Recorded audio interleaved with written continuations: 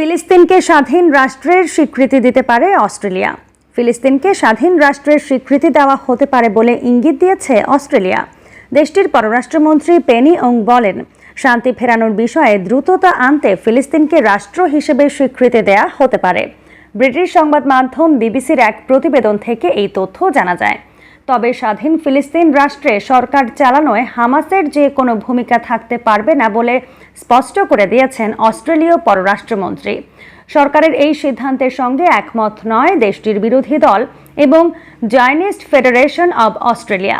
তাদের দাবি, ফিলিস্তিনের বিষয়ে নেওয়া অস্ট্রেলিয়ার এ ধরনের সিদ্ধান্ত হবে অপরিপক্ব পদক্ষেপ।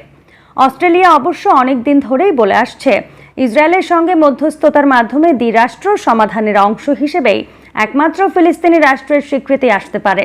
গাজায় যুদ্ধ নিয়ে ক্রমবর্ধমান উদ্বেগ প্রকাশ করেছে অস্ট্রেলিয়া সরকার। ইসরায়েলি বিমান হামলায় একজন অস্ট্রেলিয়ান ত্রাণকর্মী এবং আরও 6 জন নিহত হওয়ার ঘটনাতেও উদ্বেগ প্রকাশ করে তারা।